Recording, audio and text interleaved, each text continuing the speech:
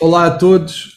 Hoje vamos falar sobre inteligência artificial e as novas tecnologias e as realidades que se estão a aproximar com grande velocidade e que até já nos ultrapassaram e que se colocam perante o exercício da advocacia e para a própria justiça. É um desafio colossal, uma justiça que tem falhas estruturais, tem graves deficiências a nível de recursos humanos e até de instalações, está confrontada com a emergência de novas tecnologias que vêm até desequilibrar o jogo para a parte de algumas pessoas que utilizam essa nova tecnologia para finalidades menos lícitas. Será que a nossa justiça está preparada para isso? E o que é que implicam estas novas tecnologias no exercício do direito e na aplicação da justiça? Temos connosco o professor Manuel David Maceno, que é professor adjunto e encarregado da proteção de dados do Instituto Politécnico de Beja, investiga, leciona e publica estudos sobre inteligência artificial desde 2006, integrou recentemente o subgrupo de trabalho sobre justiça digital e inteligência artificial da Agenda da Reforma da Justiça por convite da Associação Sindical dos Juízes Portugueses. Faz parte de diversas comissões como membro consultor na América Latina, na Europa. É uma pessoa que tem trabalhado muito nesta área. E temos connosco também o Luís Bravo Martins, que já colaborou também como o professor Maceno com o Conselho Jornal de Lisboa, inclusivamente em podcasts e conferências, e que é Chief Marketing Officer na Kit-AR, uma startup de realidade aumentada para a indústria e trabalha com tecnologias imersivas desde 2003. É coautor do livro Metaverse See Beyond the Hype e colabora com diversas organizações para a promoção de standards no metaverso, como no caso da APDC, VR, AR Association and XR Safety Intelligence. Muito obrigado aos dois por terem vindo. A primeira pergunta que eu começaria por colocar é o que é que são e o que é que podem significar estas novas tecnologias, nomeadamente se trazem ou não benefícios relevantes, se aumentam a eficiência dos operadores judiciários, assim como a precisão e a produtividade de todos os operadores judiciários. E no caso específico dos advogados, que é a questão que mais se coloca e que eu ouço muitas das vezes em podcasts sobre inteligência artificial, que a profissão da advocacia é uma daquelas que a inteligência artificial e as novas realidades irão substituir. Também em contraponto, posso dizer-vos que ouvi alguém bastonário de uma das ordens profissionais dizer que a ordem dele era a única que de certeza nunca iria ser substituída por inteligência artificial ou outra nova realidade tecnológica que servisse. Era o senhor bastonário da Ordem dos Psicólogos, porque acha que, como trabalha com as emoções, não poderá ser substituído. Será verdade? Será mentira? Vamos ouvir o Luís e o Manuel, começando aqui pelo meu lado direito, sem que tal represente qualquer preferência partidária, é só uma questão de começar. Luís, o que é que achas disto tudo? Bom, antes de mais, muito obrigado pelo convite, muito obrigado por esta oportunidade de abordar estes temas. É sempre muito, muito importante criarmos consciência em relação a estes temas que nos estão a transformar a vida de uma forma tão discreta que muitas das vezes nem sequer nos apercebemos. Portanto, vou falar um pouquinho de uma forma um pouco mais genérica em relação ao impacto que naturalmente estas tecnologias nos estão a trazer e depois dentro da área da legalidade, portanto, e no exercício da advocacia, eu depois passo para o Manel, entretanto, poder, no fundo, fazer uma abordagem. Eu, no caso, queria começar por destacar, primeiro, em relação ao tema da inteligência artificial, que nós, desde há muito tempo, que já utilizamos dentro do nosso contexto cotidiano a palavra algoritmo. Portanto, os algoritmos já habitam o nosso cotidiano, a nossa vida já há bastante tempo. Alguém, de uma forma relativamente recorrente na nossa vida, de certos, que já disse que o algoritmo limitou a publicação ou o aparecimento de algo na rede social, no mural da rede social, ou o algoritmo influenciou o posicionamento do site na página de resultados do Google. Portanto, já temos não apenas vários algoritmos, e existem muitos outros, na nossa vida, como já os identificamos e já os tratamos por tudo. Portanto, agora, com inteligência artificial generativa e sobretudo com o aparecimento de serviços comerciais que permitem que o acesso a este tipo de serviços seja, e de benefícios, seja, enfim, que esteja disponível a todos, de repente começam a surgir oportunidades para não só se começarem a criar serviços automatizados que permitem, com menor qualidade, criar alternativas ou criar sucedâneos ou criar oportunidades de prestação alternativa de um serviço informativo, por exemplo, quer em termos jurídicos, quer noutras áreas do mercado, mas a verdade é que estas primeiras tentativas que começamos a ver, que no fundo não são mais do que utilizações iniciais de ferramentas comerciais que existem, são isso mesmo, são primeiras tentativas. Temos de ter consciência que o anúncio da terceira edição, ou da terceira versão, penso eu, do ChatGPT, ou pelo menos a sua, vamos dizer, grande disseminação ocorreu há menos de um ano. Portanto, por causa do ChatGPT, por exemplo, ou seja, a consciencialização da inteligência artificial pelo comum dos mortais, como eu, por exemplo, acontece com o ChatGPT, é isso?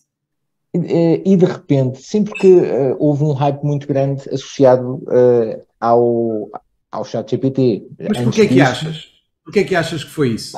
Acho que as pessoas ficam sempre fascinadas, e sobretudo os mídias ficam sempre fascinados com a oportunidade de nós fazermos coisas que anteriormente não conseguimos fazer de uma forma muito, muito fácil e muito conveniente. Ou seja, de repente, foi-nos passado que o ChatGPT, portanto, era uma outra forma de eu conseguir aceder a conhecimento, portanto, de uma forma mais trabalhada, mais estruturada, conhecimento, não informação, conhecimento, que existia na web e que uma inteligência artificial, neste caso o serviço do ChatGPT, me conseguia transformar, tendo em conta alguns parâmetros que, de uma forma relativamente transparente, eu conseguiria passar. Agora, naturalmente, que esta é a promessa. O que é que, passado 8 meses, passado 9 meses, nós começamos a perceber? Bom, começamos a perceber que existem várias formas de fazer isto, que existem limitações no sistema, como existem em qualquer sistema, e que é necessário nesta, como em todas as outras tecnologias, ter, no fundo, uma abordagem responsável. Ou seja, uma abordagem que nos permita ter uma utilização destas tecnologias, como de outras, que nos permita, na medida daquilo que é possível, aceder ao melhor que o serviço nos pode trazer, mas sem criar expectativas e ilusões em relação àquilo que, no fundo, ela possa criar, ou possa ser, e não é. Portanto, nesse sentido, acho que claramente o hype ajuda a uma grande disseminação, e nós vimos isso com muitas outras tecnologias, e vamos ver no próximo ano, vamos com certeza começar a ver os Vertical Takeoff and Landing Vehicles, e de repente as pessoas vão começar a falar de carros voadores, porque eles vão estar em França, vão estar em Espanha, e isso vai ser um happening. Ou seja, o tema no fundo é que destes soundbites, nós, entretanto, vamos ouvindo, vamos entrando interpretando, depois fazemos a nossa exploração, mas a verdade é que ainda estamos num momento muito inicial. Só há muito pouco tempo é que nós temos uma oferta comercial deste tipo de serviço, e até a termos demorou muito, muito tempo.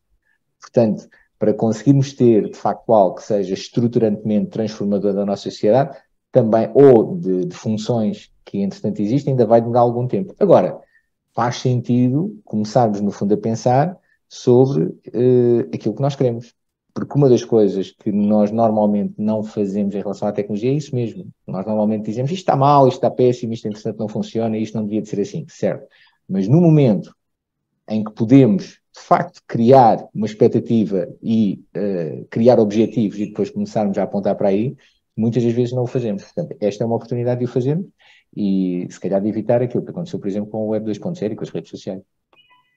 Manuel, o Luís falou, fez este enquadramento, falou aqui das redes sociais, que é claramente uma situação em que até ver é uma oportunidade perdida porque não estão a ser utilizadas para aumentar conhecimento, mas única e simplesmente, diria eu, grosso modo, para bisbilhotar a vida uns dos outros. Antes fosse. E para... É que as redes sociais foram inicialmente pensadas para isso. Sim, mas eu ia agora, também acrescentar... O que é a economia da atenção. Sim, mas eu ia também acrescentar... A economia da atenção. Já nem serve a rede social, serve, e Luís Martins, que é de marketing, já nem serve exatamente para que nós sabermos o que... Vou dizer um exemplo assim tolo, que a prima do vizinho até fica bem de biquíni. Estou a pensar isto em termos de voyeurismo, mas nos empurrarem vídeos de chihuahuas ou de gatinhos ou de alguém que... Mas, Manuel, a questão... Até o Zuckerberg no Reels. Mas isto atenção. Sim, mas deixe-me só... Manuel, deixe-me só colocar a questão. Sim. Já agora, a questão é esta. Considerando o que aconteceu com as redes sociais e os riscos óbvios que as redes sociais representam para a democracia e para os direitos das pessoas pelo condicionamento que fazem das suas opiniões. O que eu lhe pergunto é se a evolução da inteligência artificial não será ainda mais perigosa para o direito e para o Estado de Direito Democrático e para os direitos dos cidadãos. Esta é a questão. Mas, claro que sim. Basta... ChatGPT, novembro de 2022. OpenAI. Até sido umas primeiras vítimas, porque tive um trabalho de mestrado feito a ChatGPT, entregue no dia 2 de janeiro de 2023, quando no enunciado eu não podia dizer que, atenção, que se utilizarem um assistente de IA, indiquem. Nem isso, porque foi posto o trabalho enunciado em outubro para entregar em dezembro. E calhou o primeiro dia útil, temos que cumprir até a lei em matéria de prazos, o primeiro dia útil, 2 de janeiro.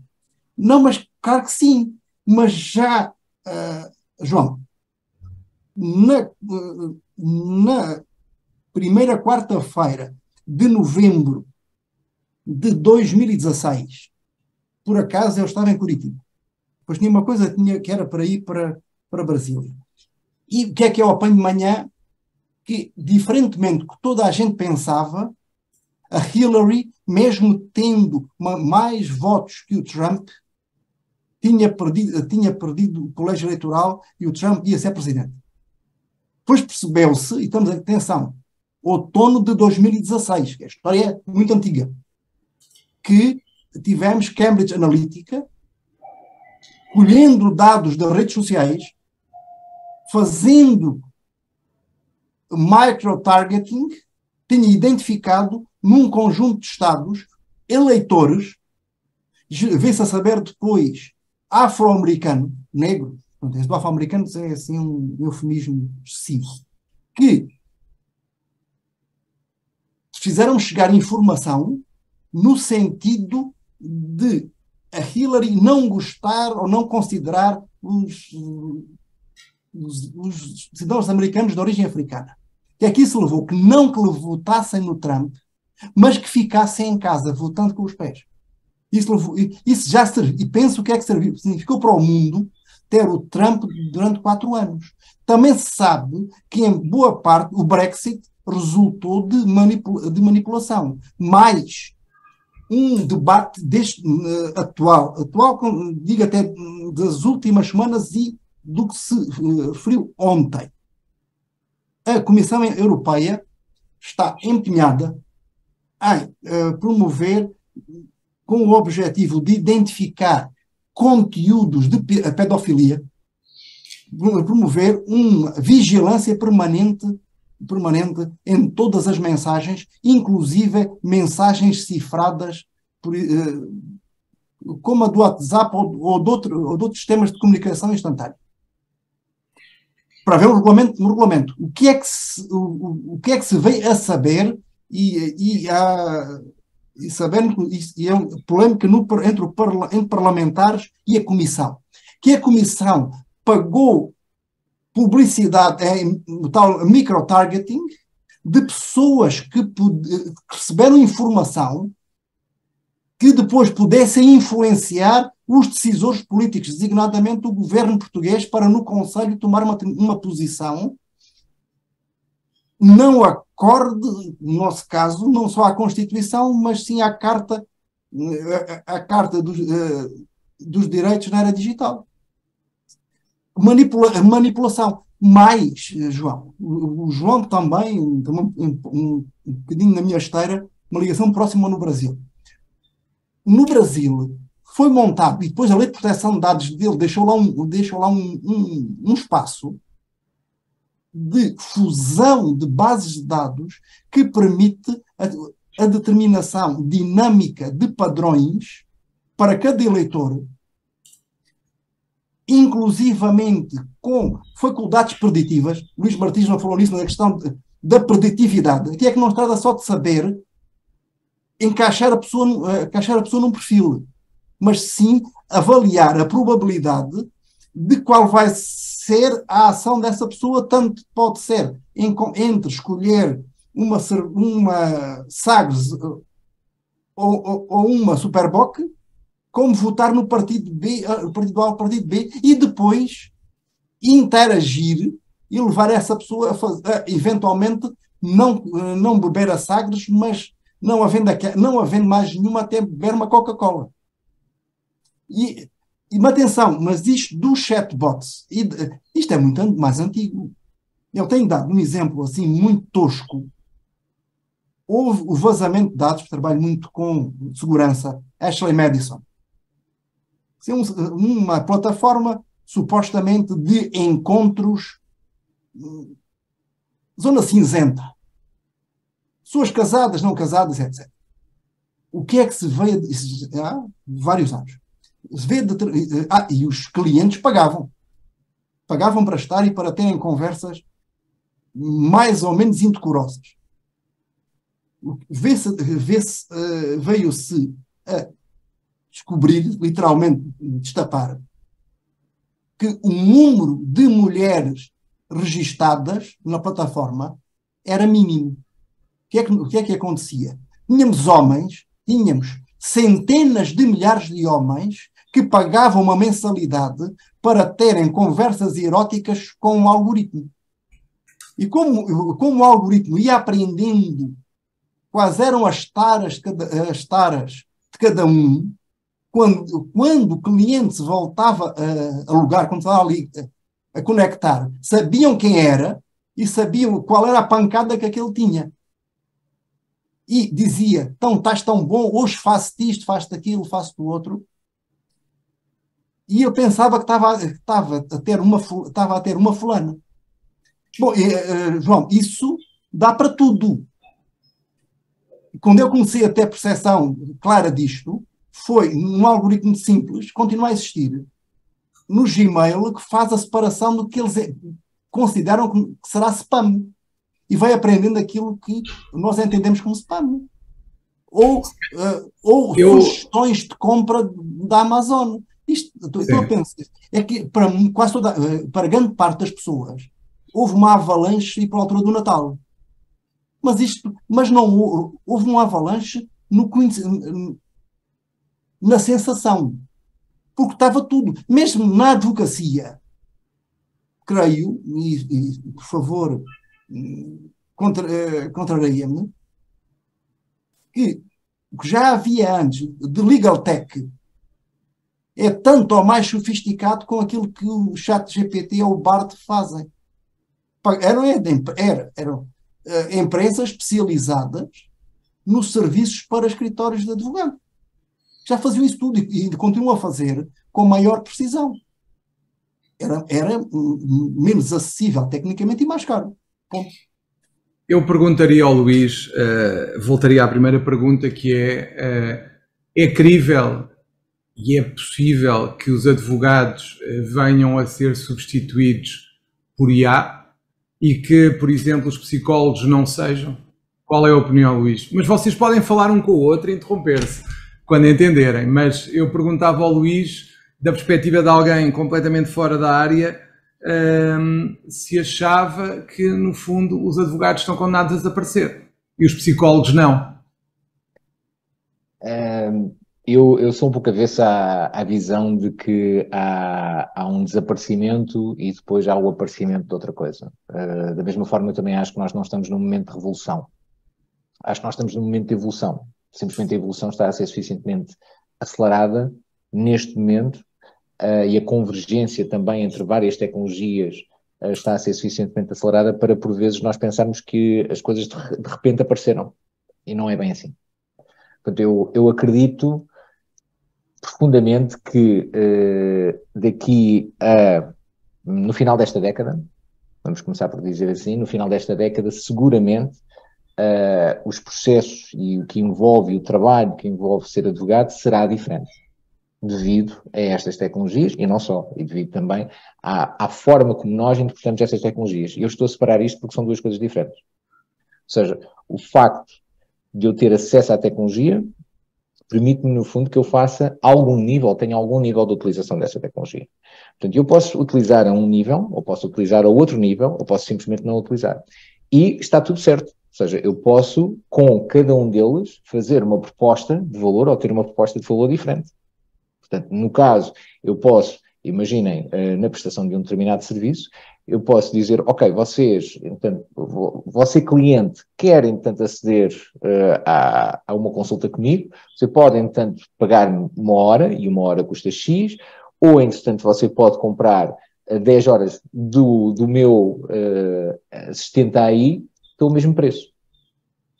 Agora, há um tema que o Manel referiu, e que no meio destas conversas normalmente nós não referimos e não enfatizamos, acho eu, o quanto nós deveríamos de enfatizar, que é a questão dos dados. Ou seja, a AI só é tão boa quanto a qualidade e a quantidade de dados que tem acesso. Hoje, de facto, aquilo que nós conseguimos, por exemplo, numa plataforma publicitária de pay-per-click, que está a acesso a toda a gente, num Facebook, num Google, numa Amazon, fazer é de facto personalizar e conseguir, no fundo, identificar o nosso target e conseguimos personalizar a comunicação para cada um dos targets que nós queremos, desculpem, cada uma das audiências com as quais eu quero comunicar. Isso neste momento, aliás, já há cerca de 10 anos, que é algo relativamente normal.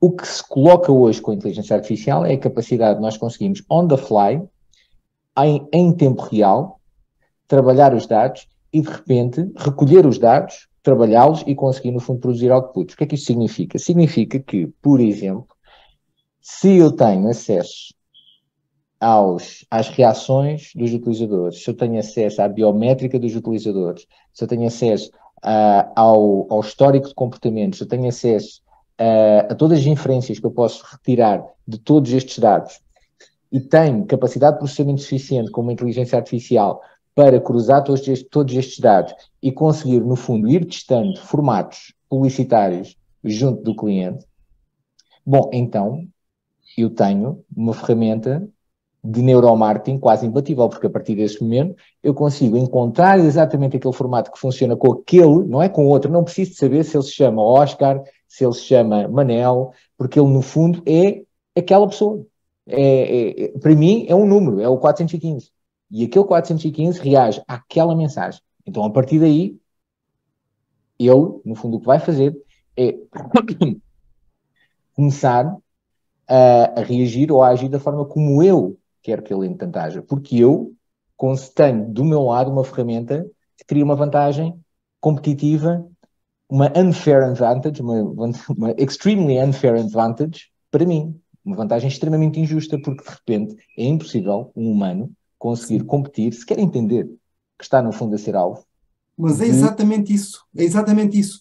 Aliás, em 2017, eu publiquei um artigo, Inteligência Artificial com Big Data. Isso ainda aí até aparece, né, citado até no manual do Jorge Moraes de Carvalho do Consumidor.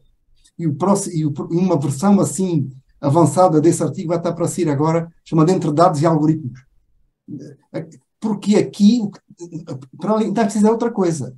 É que esses sistemas, utilizando aquela metáfora do fado da Amália, de quem eu gosto, nem às paredes confesso, mas mesmo quando nós não confessamos, ele sabe por ação e por omissão. Mas os algoritmos são amorais. Não são morais nem morais. Um dos primeiros exemplos com a Amazon, também há bastantes anos, era que um cliente foi identificado como sucker e o algoritmo, o algoritmo no tempo ainda dos agentes de software, coisa história antiga. Mas foi aumentando o preço, porque sabia, e ele ia comprando sempre. E o objetivo era o maior retorno financeiro possível. Sim, é porque é que a questão e dos dados, todo o problema que se põe, por exemplo, com a discriminação, até podemos bater na Amazon, que eles não gostavam de senhoras. Sim, porque se despejarmos eu sou do tempo, já não tanto dos sistemas periciais, mas sou do tempo da inteligência artificial simbólica. E quando se começam a despejar dados, e já estamos numa lógica de machine learning e depois deep learning, em que o próprio sistema a construir os padrões, se o humano não intervir, aquilo vai não só reproduzir os vieses todos, mas aprofunda todos os vieses. É uma visão aumentada, como um espelho daqueles de feira, que aumenta a barriga, aumenta os braços, conforme. Daí a questão da regulação. Por isso é que, desde há muito tempo, aliás, não reparam, muita gente não repara, mas a União Europeia, em matéria de proteção de dados, desde a diretiva de 1995, e depois a nossa lei de 98, já lá temos os tratamentos automatizados. Já lá temos questões até de transparência algorítmica. 95 na União Europeia e 98 em Portugal. É por isso também que na nova geração de atos da União Europeia, depois transpostos, no que se refere a direitos de consumidor, já lá está. E depois ainda mais, o que o Luís falou, e agora pensando noutro, há um regulamento que a propósito do Hamas e de Israel veio muito falado, até para o Breton, que é o DSA, o Regulamento sobre Serviços Digitais. O que é que nós lá encontramos? Proibição de dark patterns. Exatamente o que ele referiu. Especialmente quando envolve crianças. Mas os tais padrões escuros em que a máquina é industriada ou lhe é permitido encontrar maneiras de ludibriar, enganar, distrair para a esquerda para depois aproveitar à direita, e isto não tem a ver, obviamente, com nada de política, mas isso está diretamente em cima da mesa. Até podemos dar um passo mais. Se tudo correr bem, até ao Natal, o trílogo relativo ao regulamento de inteligência artificial chega ao fim. E dos pontos, ali continua a haver grande controvérsia, a haver filtragens. O trílogo começou em meados de junho, quando o Parlamento Europeu aprovou a posição comum, mas saber o que é que vai ser completamente proibido. E vai ser proibido, designadamente, sistemas, e aí há consenso, sistemas de inteligência artificial que possam reforçar comportamentos que afetem a vida e a saúde física ou mental dos utilizadores ou terceiros. Pensei o seguinte, há 2 semanas, isso vai na imprensa internacional, um rapaz foi condenado por tentativa de homicídio da Rainha Isabel II. Tinha uma namorada algoritmo que reforçava tudo, e ele perguntou à namorada se seria boa ideia ele tentar matar a rainha. E a tal namorada disse que sim, meu amor, tudo o que tu fizeres para ficares conhecido, serás um homem de sucesso. E ele depois não conseguiu ser declarado inimputável. Ele introduziu-se até com arco e flechas no palácio para matar a rainha com um comportamento reforçado por inteligência artificial. Não seria certamente um homem assim muito maduro, mas, João, eu vou pôr a bola desse lado. O problema, até maior para advogados, os debates não vão acabar os séniores. Agora, o trabalho de secretárias de escritórios, os advogados júniores, os que poderiam dar uma prestação de nível médio-baixo, muito facilmente são substituíveis. E não sei se o Luís concorda comigo, nos outros setores, todas as funções que envolvem essencialmente recolha e sistematização de informação são suscetíveis de ser substituídas com menor custo por sistemas de inteligência artificial. Jornalistas de agência, advogados muito júniores. O que o João pode fazer facilmente é estabelecer uma estratégia, contacta fisicamente com os clientes, vai almoçar com o cliente, cria confiança com o cliente, que o cliente não cria esse vínculo com a máquina. O cliente tem que confiar em si. E quando o João utilizar uma máquina, o cliente está a confiar em si, do João Massano, porque não acreditando, então credere, tem fé em si, que não vai utilizar uma máquina, se o fizer, de modo que não vá prestar o melhor serviço possível a ele. Agora, o que está a montante de si, provavelmente vai deixar de existir. O João pode ser um advogado brilhantíssimo em prática individual, só que em vez de ter uma estrutura em volta humana, de assessores para isto, aquilo e o outro, vai ter um sistema sofisticado de inteligência artificial. E não estou a fazer, isto não é futurismo nenhum. Mas para isso sim. Agora, haverá advogado? Sim, mas provavelmente isto é um número semi-à toa. Em vez de haver em Portugal entre 30 e 40 mil advogados, talvez haja emprego para a próxima década 3 a 4 mil. A não ser que os clientes, como o Luís disse, prefiram sempre um humano, mesmo que seja uma prestação um bocadinho mais fraquinha, mas é humano, e os clientes mais antigos continuam a querer um humano de qualquer maneira. Eu perguntaria ao Luís, isto dito desta forma, significa, por exemplo, que tudo o que seja repetitivo, tudo o que seja automatizado, tudo o que seja pesquisa jurisprudencial, tudo o que seja mais mecânico em geral, a máquina fará e seguramente fará melhor do que eu. Porque naturalmente terá acesso e fará o processamento de uma forma muito mais rápida. Tudo o que possa ter a ver com alguma criatividade, com alguma emoção, aí diríamos que o advogado manter-se-á com esta limitação, como o Manuel disse, de sermos menos. A pergunta que eu coloco é, a ser assim e a vir a acontecer desta forma, a advocacia está condenada a acabar, não pela máquina, mas porque não vão aparecer mais novos, porque eles não vão ter oportunidades, ainda vão ter menos do que agora. Nem precisamos de chegar ao ponto de contar com a proposta não, o que foi aprovado no Parlamento em relação ao Estatuto, para dizer que os estagiários são, de facto, uma espécie rara nesta forma, ou não, Luís? Isto é catastrófico. Se nós juntarmos a automação, a busca jurisprudencial, tudo que é feito pela máquina, e melhor,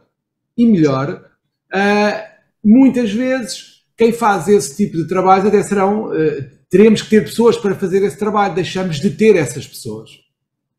A questão é, juntando isto à dificuldade que já existe e à necessidade que advogados têm de reduzir custos, de ter formas de rentabilizar o seu trabalho e ter maior lucro ou ter lucro de todo. Os estagiários são mesmo uma espécie rara, ou não? Bom, em relação a essa... Ou os júniores também, não é só os estagiários, os júniores ou qualquer outra pessoa. Pois, ameaçada. Eu vejo, sim, eu se calhar começo aqui por dois pontos prévios. Um primeiro, da minha experiência com os vários escritórios com que já interagi, ou nos vários escritórios, existem projetos de transformação digital onde o objetivo passa exatamente por se conseguir automatizar esse tipo de processos. Portanto, é algo que no fundo agora surge nessa sequência. Inclusivamente eu conheço algumas consultoras, não no ramo jurídico, mas consultoras que fazem estudos de mercado e que já têm muitos desses processos automatizados. Mais de 90% desses processos automatizados. Portanto, é algo que neste momento já estava a decorrer dentro do mercado. E irá continuar, eu não tenho dúvidas nenhumas em relação a isso.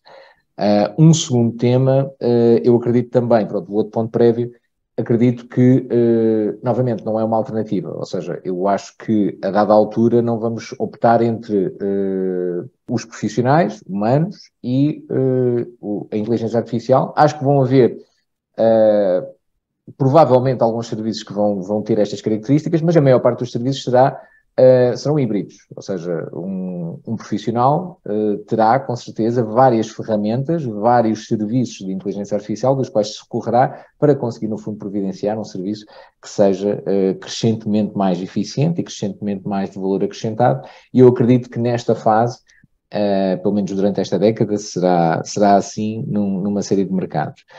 Agora, há um tema que é importante nós termos sempre em conta. Se calhar até dois, pronto. Um primeiro em relação àquilo que acabaste de referir. Portanto, nós recorrermos ao profissional humano quando queremos ser criativos ou quando queremos ser ou quando temos tópicos emocionais para lidar. Da minha percepção, portanto, isto no fundo tem muito a ver com o queremos tornar a tecnologia mais human-centric. Portanto, que é um tema que dentro do ramo da tecnologia nós ouvimos muitas vezes. E isto tem muito a ver com aquilo que nós entendemos como ser humano e quais, no fundo, são as características de ser humano. Pronto. Hoje, da minha perspectiva, ou da minha experiência, vejo que já existem, na perspectiva criativa e de forma crescente, várias inteligências artificiais que oferecem vários tipos de soluções. Algumas, por exemplo, há cerca de talvez 6 meses, 7 meses, uma inteligência artificial ganhou um concurso de arte nos Estados Unidos e isso criou logo um tema de propriedade intelectual relativamente grande, porque no fundo, na altura não se sabia como reagir a isso. E continua-se, entretanto, a criar, devido a isso, também uma série de impactos. Por exemplo, mesmo em Portugal, nós temos o Lionel Moura, que no fundo já há cerca de talvez 10 anos, mais de 10 anos, já 20 anos, que tem um conjunto de robôs que no fundo pintam quadros, não de uma forma aleatória, mas tendo em conta um algoritmo que foi desenvolvido. Portanto, isto no fundo tudo para dizer o quê? Que existe na dimensão criativa algumas soluções que me dirão, bom, neste momento é um processo em curso, e eu concordo, mas existem, entretanto, algumas soluções que a inteligência artificial está a oferecer. Na perspectiva de lidar com emoções, daquilo que eu entendo, portanto, hoje, nós, quando temos discursos emocionais uns com os outros, normalmente as coisas não correm bem. Portanto, a inteligência artificial consegue trazer alguma capacidade de não só perceber o que é que está do outro lado, mas inclusivamente de, tendo em conta o seu baú de soluções, conseguir agir de uma forma que, entanto, seja mais eficiente para aquela pessoa. Com isto não estou a dizer que seja a melhor solução, estou a dizer que pode dar soluções, novamente aqui numa perspectiva híbrida, a quem no fundo está a interagir com outra pessoa, que permitam que a conversa, que permitam que a interação possa ser mais efetiva. Portanto, este é também um tópico que eu queria salvaguardar. Dito isto tudo isto que eu acabei de referir, abre naturalmente, porque são processos novos, porque são interações novas, porque há aqui tanto por explorar, isto abre um volume de novos caminhos também. E esses novos caminhos, no fundo, vão abrir, de certeza, uma série de temas, uma série de oportunidades de trabalho para a advocacia, de trabalho jurídico, porque nada está neste momento escrito, mas mais do que isso, aquilo que nós já descobrimos, se calhar daqui a 6 meses vai ser diferente. Portanto, há crescentemente um trabalho de criação de regras que está a ser feito a vários níveis, portanto, não apenas em termos jurídicos, mas também em termos de standards da indústria. Portanto, por exemplo, no Metaverse Standards Forum e em entidades como, por exemplo, a XR Safety Intelligence ou a All Tech is Human, existem várias organizações que estão a contribuir diretamente para que isso aconteça. Mas a verdade é que no final não conseguimos acompanhar, ou ter a certeza que conseguimos acompanhar todo o ritmo, e portanto eu acredito que vão haver aí novas oportunidades para que o trabalho jurídico consiga, e novos domínios para o trabalho jurídico. Eu considerando a tua limitação temporal, e antes de passar ao Manuel, uma vez que estás um bocadinho em cima do teu tempo, eu queria te perguntar o seguinte, mas se tu fosses advogado, o que é que tu farias para que te reinventasses e pudesses sobreviver a este tsunami da inteligência artificial?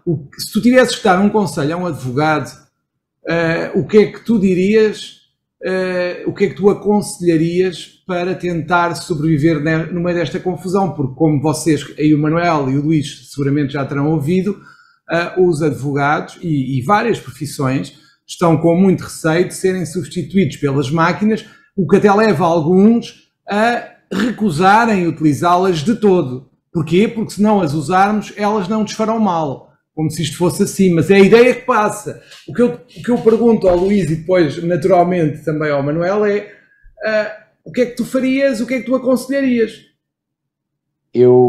Mudar de profissão. Não. Precisamos muito de advogados, precisamos muito de juristas. Aliás, eu diria cada vez mais, tendo em conta tudo isto que nós acabámos de falar. Precisamos de quem pense estas dimensões, e quem pensa estas dimensões não com uma perspectiva de mercado, mas com uma perspectiva de justiça social, com uma perspectiva de solidariedade social, e isso é crescentemente importante. Agora, ao mesmo tempo, e a primeira coisa que eu aconselharia é, portanto, entender o que é que nós estamos a falar. Portanto, ir um bocadinho além da camada comercial que é apresentada. Ou seja, ir além daquilo que é a primeira solução que, no fundo, hoje começa a ser de forma contínua promovida, se quisermos, talvez, neste momento, seguramente, é a mais reconhecida de inteligência artificial generativa, o ChatGPT. Existem várias outras tecnologias, várias outras plataformas que fazem, inclusivamente, outro tipo de serviços que abrem também, novamente, novos temas que podem e devem ser explorados por um jurista. Quer para conseguir tornar o seu serviço mais eficiente, quer também para conseguir, no fundo, estudar os vários temas que são subjacentes, para depois, quando esses temas, no fundo, sortirem os vários problemas. Já, por exemplo, eu recordo-me, estive há cerca de, não sei, foi no primeiro semestre, tive uma conversa, uma talk, aliás, foi uma talk, sim, foi um webinar, foi mesmo uma apresentação, num evento onde durante 2 dias nós tivemos só a discutir propriedade intelectual no metaverso. E o volume tremendo de tópicos, da diversidade de tópicos que foi trazida, foi esmagadora. Esmagadora porque, no fundo, novamente, não se trata puramente de inteligência artificial generativa, isolada, colocada, entretanto, ali. Não, a inteligência artificial generativa fala com tudo. Por exemplo, falávamos já há pouco das redes sociais. O facto de entidades como o Trump terem ganho Bom, é porque houve bots nas inteligências, nas redes sociais a fazerem, através dos seus algoritmos, vários posts em várias, e a enviarem várias mensagens no WhatsApp e a, no fundo, conseguirem agir de forma a conseguir criar uma onda de fundo que sustentou, no fundo, aquela eleição. Por isso é que é extremamente importante nós, numa primeira instância, percebermos, e depois a segunda, estabelecemos objetivos. Mas sem entendermos o que é a tecnologia, sem entendermos o que é o dispositivo, ou o que são estas novas formas, estas novas ferramentas e que nos permitem novas formas de trabalhar, nós não conseguimos estabelecer objetivos. Portanto, eu diria, primeiro, entender exatamente o que nós estamos a falar, explorar, e isto implica mesmo meter a mão na massa, implica mesmo experimentar, implica perder tempo. E depois... Sublinhando, o Luís está a dizer, hoje a preocupação maior do advogado é aprender as ferramentas e ir aprendendo a evolução das ferramentas. Ir para uma ilha deserta, para a Ilha do Pessegueiro no Alentejo, para a Berlenga Grande, não é solução. Não é solução. Eu vejo um grande papel da ordem nisto. Sim, é que até por dois lados. Primeiro, porque até onde eu chego, em curso de licenciatura em Portugal, a abordagem dessas matérias é, no mínimo, pobre, quando não é inexistente. Inclusive, para aquele nicho que tenderá a crescer de advogados TMT, isso depois surge com pós-graduações. Mas era necessário que algumas matérias mais tradicionais em cursos de Direito fossem encolhidas para dar espaço a outras ligadas à tecnologia, para que não saia das faculdades assim semi-analfabetos em tecnologia, para depois começar a trabalhar esse nicho. Mas o mais importante é a antiga informática jurídica. Mesmo a formação na ordem, e porque o escândalo maior foi quando a versão 3.5 e depois a versão 4 do ChatGPT, eles mostraram que os exames de acesso aos bar nos Estados Unidos, na versão 4, fazia melhor que 90% dos candidatos humanos. Isso quer dizer que a ordem precisa de mudar a forma em que admite os seus membros. Precisa mudar. É difícil, claro que sim. Eu sou professor de carreira. Como é que se faz a avaliação de aluno? O ChatGPT já identifica os principais problemas num caso prático. A sorte é que muitas vezes pensa que está no Brasil. Pelos dados. Sim, pela quantidade de dados. Não pensa que está em Cabo Verde, mas pensa no Brasil. Às vezes já me aconteceu com alunos darem respostas conforme a lei cabo-verdiana. Eu que sigo muito o Brasil, penso, espera aí, eu não conheço isto. Fui ver, era de Cabo Verde. Mas, ordem nacional, os cursos da ordem precisam de ser radicalmente mudados. Radicalmente. O João certamente me corrigirá, mas naquilo que foi aprovado na sexta-feira parece que a agregação acaba, não é? Não, fica muito limitada. Mas se muito limitada. O exame de agregação puder ser feito com sucesso por um chatbot, é melhor tirá-lo. O exame de agregação não pode ser... Exatamente, não pode ser, mas aí... feito no sentido... Não estou a dizer feito... Não vale a pena dizer calculadoras lá fora. Tirei os relógios. Não é isso. Não é façam de cabeça. Não é isso. É que não ser suscetível de ser feito por... Mas isso é uma questão de fazer os exames de outra forma. De outra forma. E também dar formação aos que estão. Porque é que os nativos, os jovens advogados, muitos deles já nativos digitais, conseguirão ir se ajustando.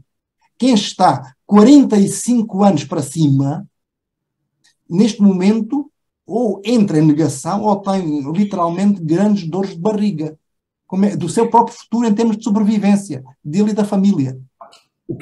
A ordem podia ter um papel fundamental, facultando formação aos advogados na utilização eficaz destas novas ferramentas.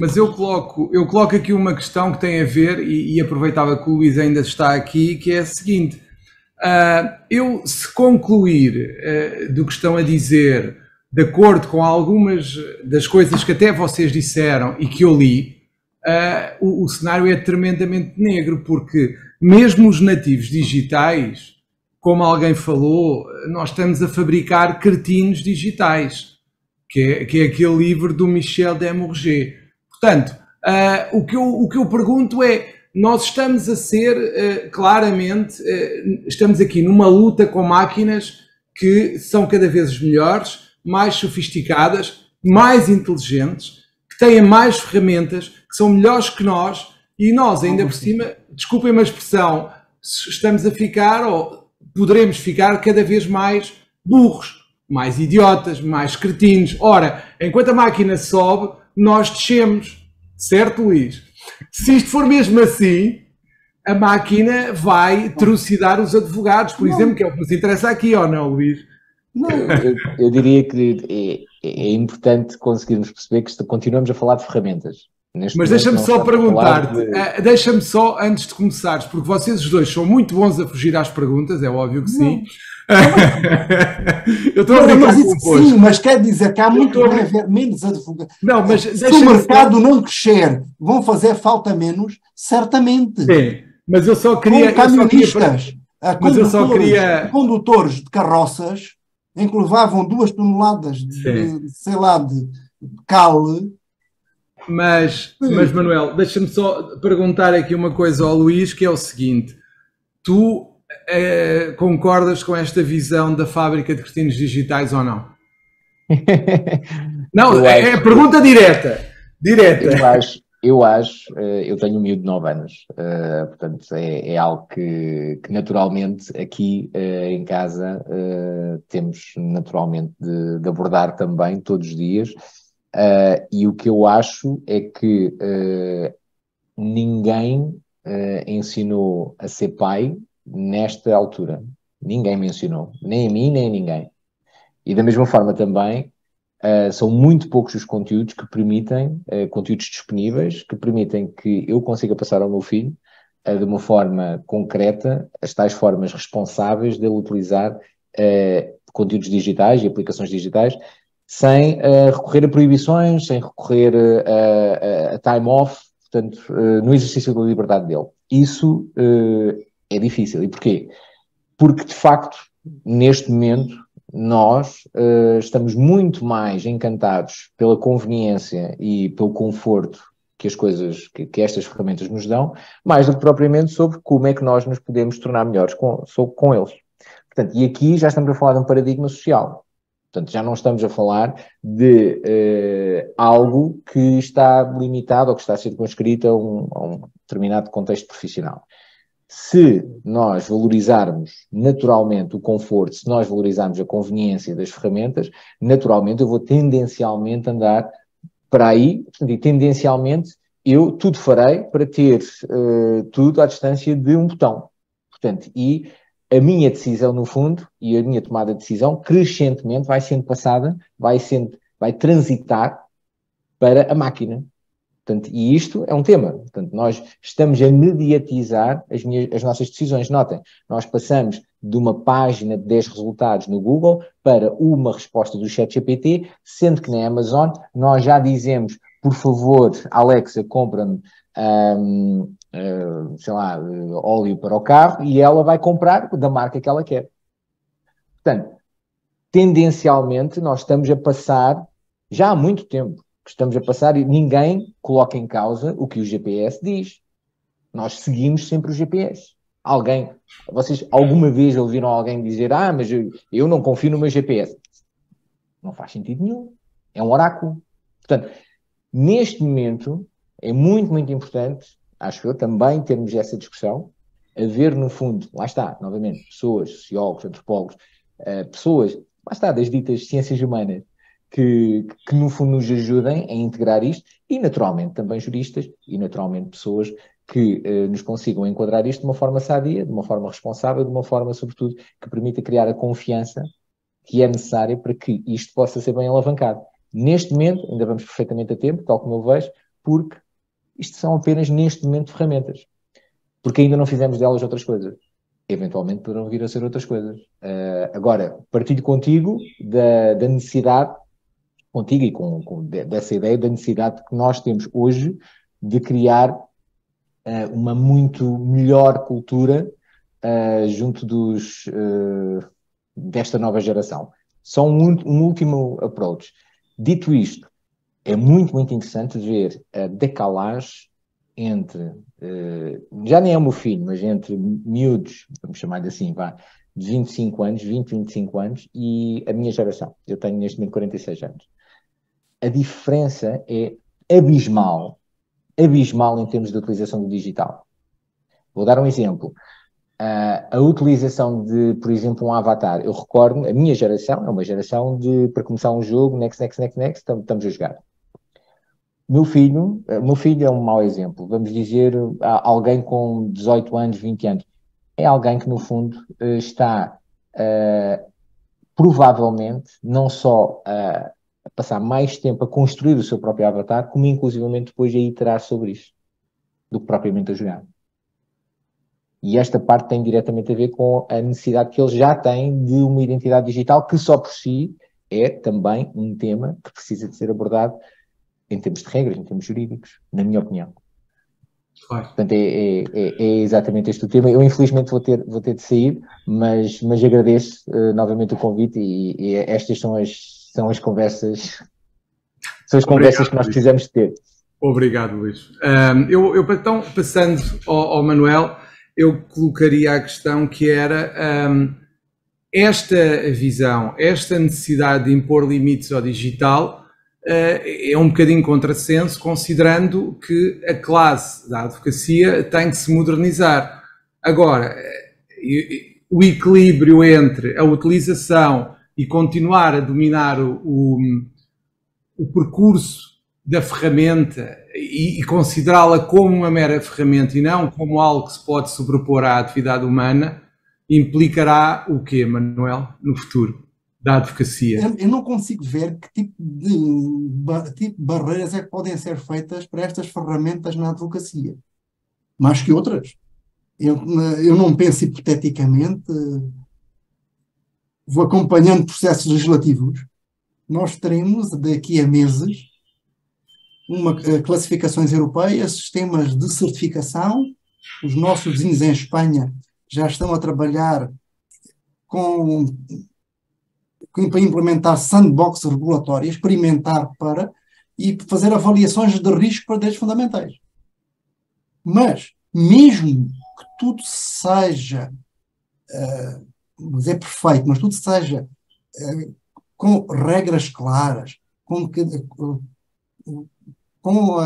avaliações de impacto, com certificações, com tudo isso, o que vai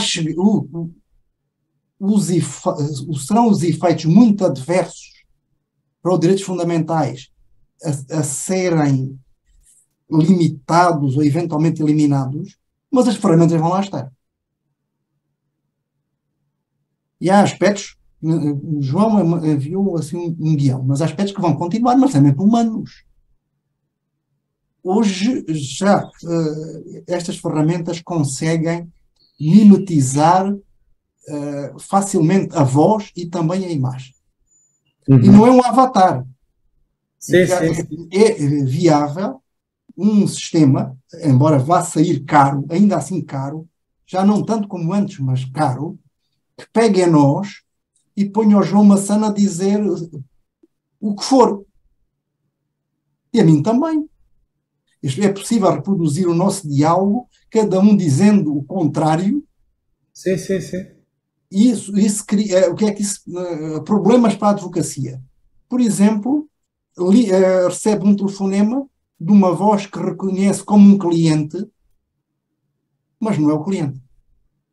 O cliente telefona-lhe para o telemóvel pessoal, identifica que vem do telemóvel do cliente, ele pergunta-lhe detalhes do processo, o João de boa fé responde para o telemóvel e não era o seu cliente. Uhum. Essa é também das razões pelas quais grandes bancos ou consultoras estão a limitar radicalmente a utilização de ferramentas que não estejam controladas dentro do seu ecossistema. Porque cada vez, no escritório, pode não ser o estagiário, pode ser o advogado sénior, faz uma pergunta, não só o ChatGPT, no tempo ao BART, a propósito de um processo, de uma jurisprudência tal, não tem garantia nenhuma que ser o João a colocar a pergunta, isso não vai ser sabido por terceiros. De maneira que, a partir das perguntas que se fazem, inferir até uma estratégia de um processo, por parte da contraparte. E isso é que é a questão efetiva da segurança. E vamos ter a tal engenharia, mas é uma engenharia humana, do engano. Mas aí qual é a nossa defesa?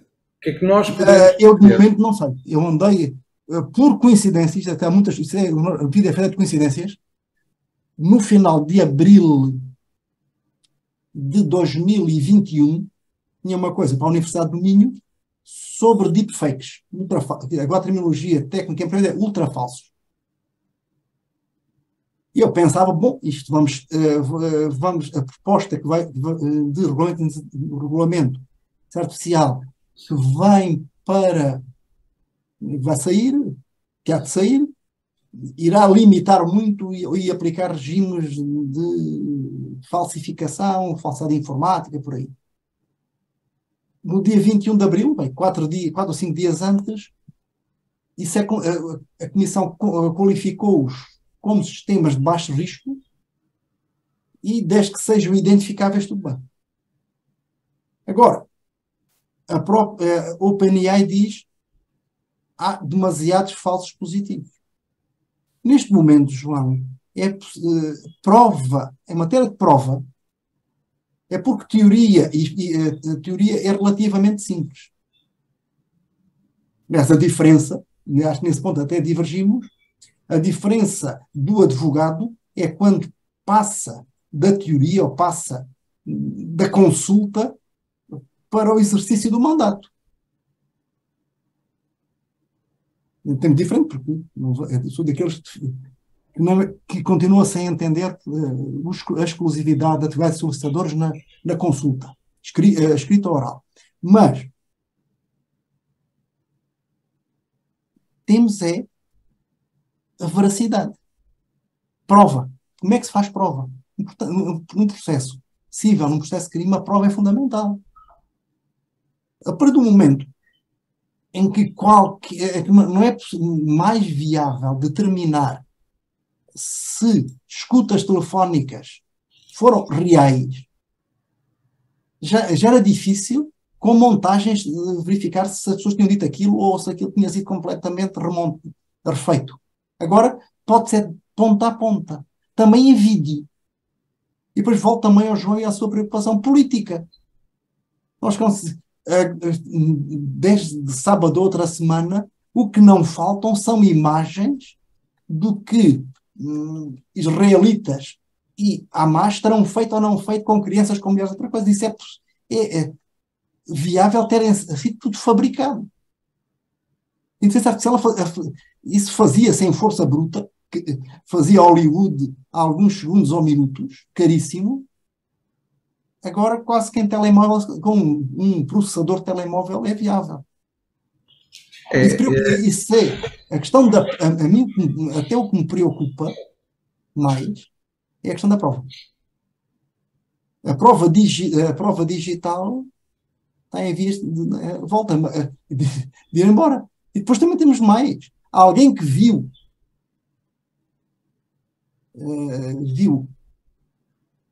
imagens que não sabia na altura, ou até sabendo que eram falsas, e se cria uma convicção.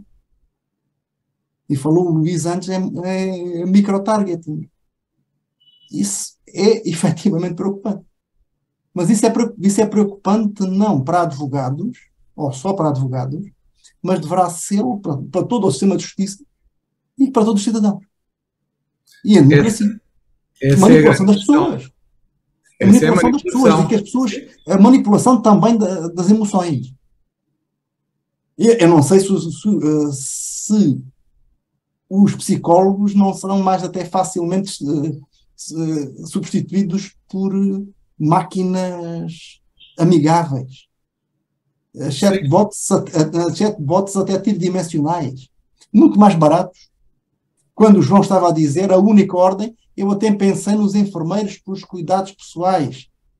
Mas aí, sim, porque parecem aqueles robôs no Japão, mas eu estou muito convencido, a minha mãe está institucionalizada, eu não estou convencido que senhoras idosas que tenham lá um robô que vá ao quarto e diga umas coisas, elas ficam satisfeitas de ver um robô que fale com elas.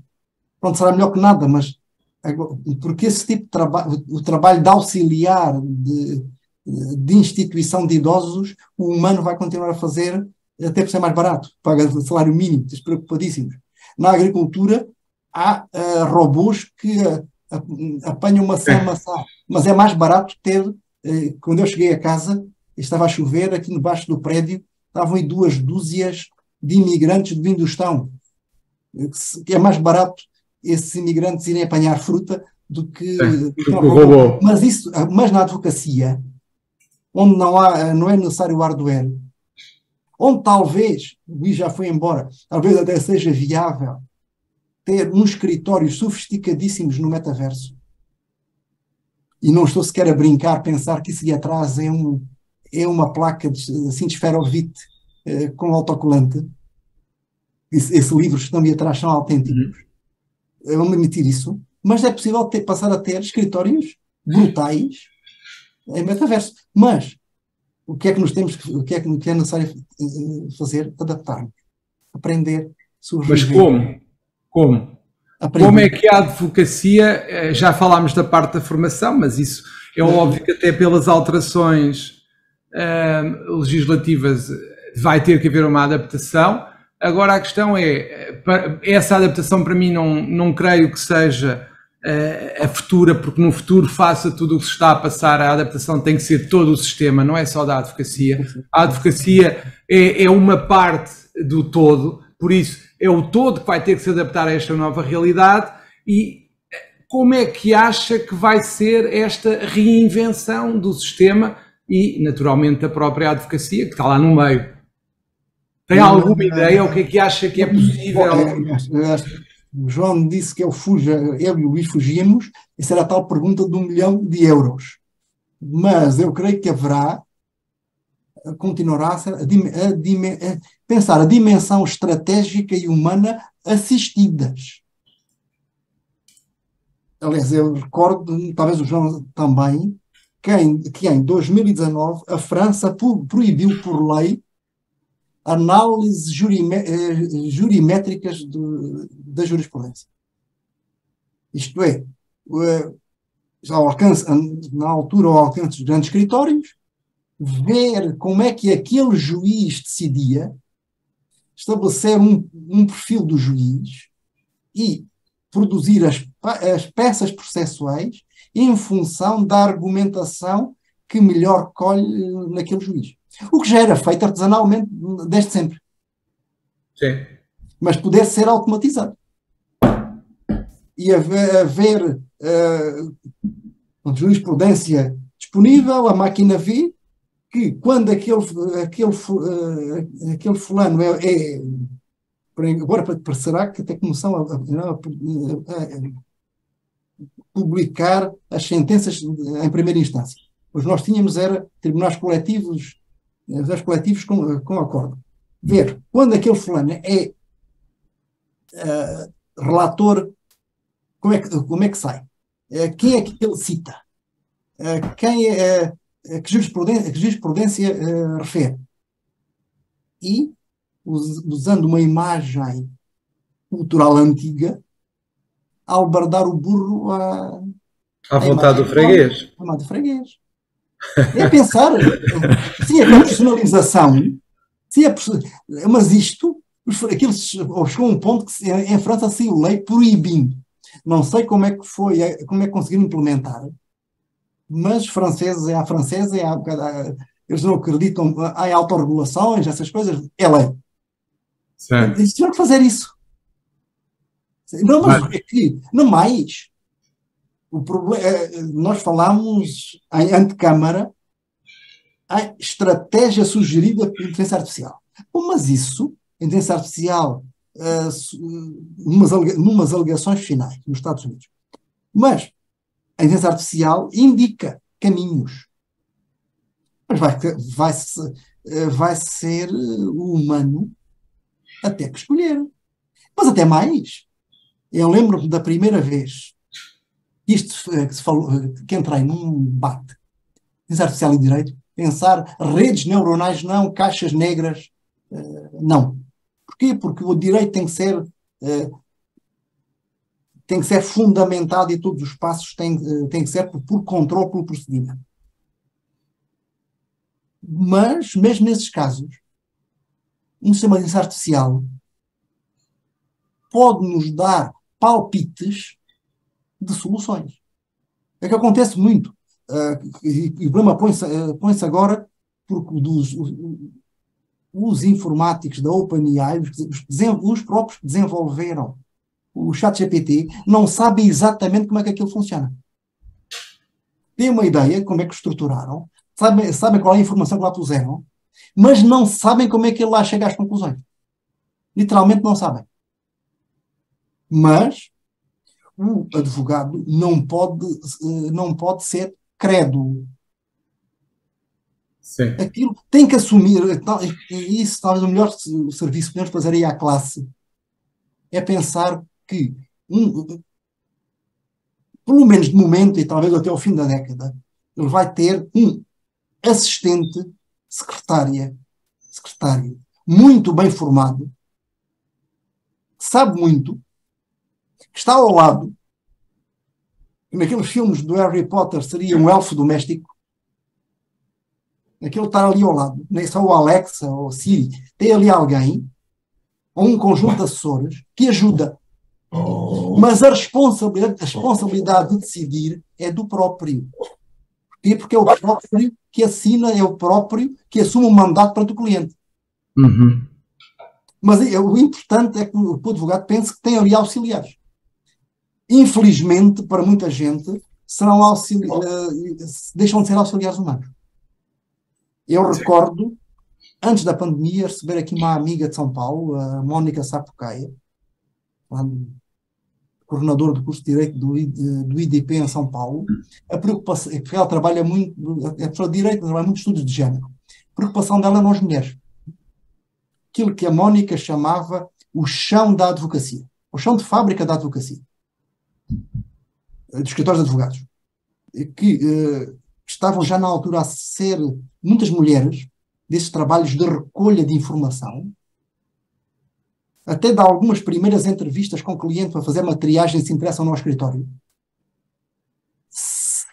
eram mulheres a fazer. E programas, sobretudo norte-americanos, adaptados ao mercado brasileiro, que é um grande mercado. Trabalho de mulheres na advocacia estava a ser substituído por sistemas automatizados. Isto, estou a pensar, 2018, 2019. Antes deste desembarque. Uhum. Do ChatGPT e do BART. Agora, que para quem tem mercado, sim, certamente. Vai haver, e estamos aqui a sumariar, haverá mais trabalho TMT, tecnologia, mídia e comunicações, certamente, mas isso é pelo avanço da tecnologia, seja porque nós estamos num certo cada vez mais tecnológica, com a inteligência artificial. Agora, eu sinceramente não sei como. Eu olho para muitos professores, para funcionários judiciais, que em grande parte vão deixar de ser necessários. Sim. E depois temos é que ver criticamente. Mas nós temos que nos reinventar. Eu estou a pensar agora, quase solipsisticamente, enquanto professora, eu não posso ignorar que os alunos têm acesso a esta ferramenta. Eu tenho brincado de dizer, bom, isto aqui é duas hipóteses. Ou nós nos adaptamos e fazemos outra coisa, ou então assumimos a doutrina Ivete Sangalo. Essa cantora baiana que tem uma canção que é Me Engana que eu gosto. Nós sabemos que eles usam e fazemos de conta que nada mudou. Talvez seja a pior das situações. Não dá para evitar. Conta. Sim. Não dá para fazer de conta, não dá para fugir.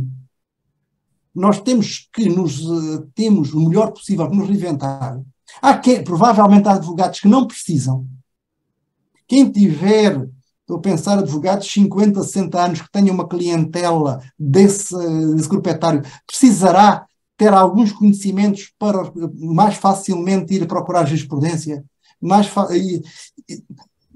a nível mais elementar, mas poderá continuar a trabalhar como sempre. Ou quase. Já não pode entregar a petição em papel, tem que ir para os sítios, mas paciência. Mas dá para fazer. Sim. Agora,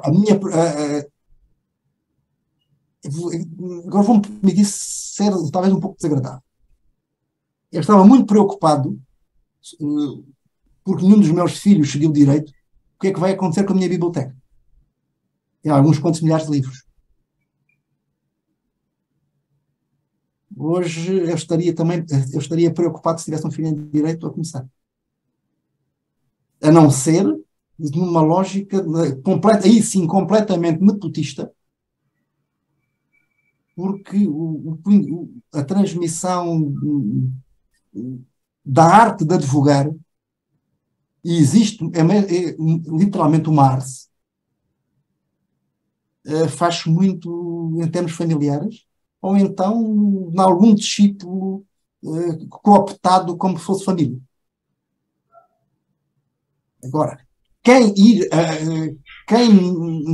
não tiver essa via, por muito bom terá que ser muito, muito, muito bom para se ingrar a partir de agora. Essa é uma preocupação. O meu filho, infelizmente, neste momento até está em Erasmus, mestrado na Noruega, em design digital, mas é o design de interação. É design que ainda vai jogar com o diálogo com o cliente. Pronto, assim foge à questão do direito. Não dizer isto. O que tiver a ver, não estou a fugir nada.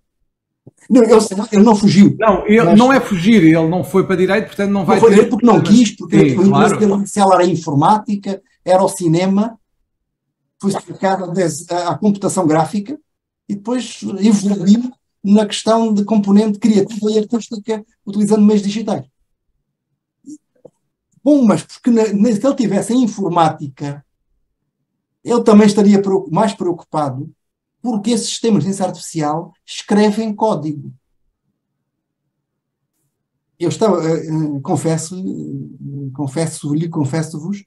eu estava convencido que a consideração de programas informáticos enquanto obras literárias, começou nos anos 70 nos Estados Unidos, na diretiva de 91 da nossa lei de software, no tratado do OMC, no tratado da OMPI. Eu achava que aquilo tinha sido efeito de um lobby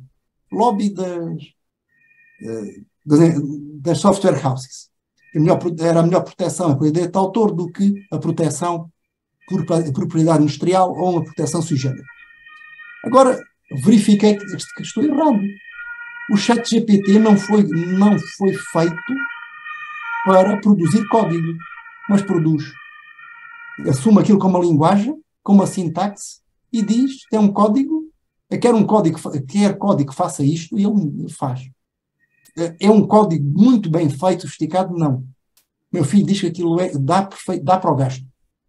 Há um programa escrito num determinado código, diz converte em C++ para Java. Converte para Python. E ele faz aquilo em segundo. Isto é, aqueles developers em massa, que não só Bangalore, vão ter a vida mesmo, também muito complicada. Porquê? Porque está muito mais barato. Agências noticiosas, sim. Mas isto, o problema todo é compilação, se tudo que tiver a ver com compilação e sistematização de informação, vai necessitar menos gente. Haverá outras pessoas a fazer outra coisa? Mas vamos ter que encontrar outras formas de ser criativos, mas para além do direito, para tudo, entre nós humanos, os criativos sempre foram uma minoria e nem sempre bem visto. As vanguardas criativas nunca entraram sempre em relações ortogonais com o academismo, com o aceite. A dúvida é se para sobreviver é necessário ser criativo, vamos ter que encontrar sistemas de redistribuição do rendimento, porque não haverá trabalho criativo para todos. Mas isso é uma preocupação minha enquanto simples cidadão. Muito obrigado, Manuel. Já estamos quase com 1h30. Muito obrigado pela conversa. Foi uma conversa muito interessante. Mais questões do que respostas, diria eu, mas pelo menos temos aqui algumas pistas para refletir em relação ao futuro. Espero que tenham gostado. Muito obrigado, Manuel. Muito obrigado também ao Luís, que teve que sair mais cedo. Eu só acrescentava uma coisa. Tendo nós bases muito diferentes de formação e tudo, eu queria sublinhar que eu e o Luís Martins estivemos quase absolutamente alinhados, quer na análise, quer nas conclusões. Seguramente. Que para mim é muito gratificante. Muito obrigado. Então, até à próxima. Espero que tenham gostado. Muito obrigado.